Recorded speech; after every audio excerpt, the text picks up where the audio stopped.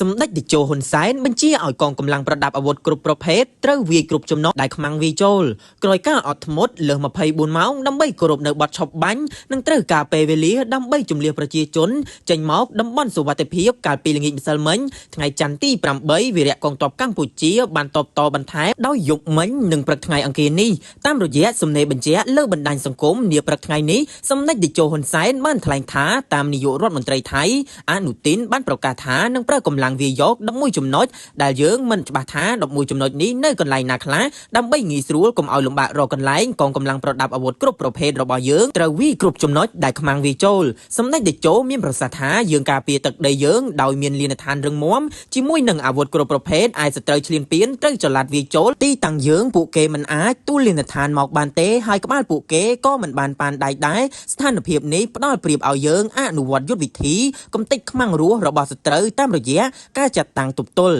សម្ដេចតេជោបញ្ជាក់ថាសម្រាប់មេទ័ពថៃបានប្រកាសថាដើម្បីសន្តិសុខប្រជាជនថៃត្រូវបំផ្លាញសមត្ថភាពកម្លាំងការពារជាតិរបស់កម្ពុជាសម្រាប់រយៈពេលវែងសម្ដីលោកមេទ័ពខ្លាំងជាងប្រទេសមហាអំណាចខាងអាវុធនិងកងទ័ពនៅលើពិភពលោកទៅទៀតសម្ដេចតេជោបានថ្លែងសង្កត់ធ្ងន់ថាយើងពិតជាមិនអង្គុយអោបដៃឲ្យអស់លោកបំផ្លាញតាមចិត្តចង់របស់អស់លោកបានទេចុងក្រោយខ្ញុំកំពុងតាមមើលមនុស្សមួយចំនួនកាលពីកម្ពុជាតបតដើម្បីការពារខ្លួនកាលពីខែកក្កដាពួកគេចោទយើងថាលុបមកសង្គ្រាមពេលយើងអត់ធ្មត់គ្រប់បត់ឈប់បាញ់និងចង់ដោះស្រាយដោយសន្តិវិធីគេចោទយើងថាខ្លាចថៃមិនហ៊ានវាយឬកាត់ដីឲ្យថៃដើម្បីដូរយកសន្តិភាពពេលនេះយើងវាយដើម្បីការពារខ្លួនទៀតហើយតើពួកគេនឹងនិយាយថាយ៉ាងម៉េចទៀតកម្ពុជាត្រូវការសន្តិភាពតែកម្ពុជាបង្ខំចិត្តវាយតបតដើម្បីការពារទឹកដីយើង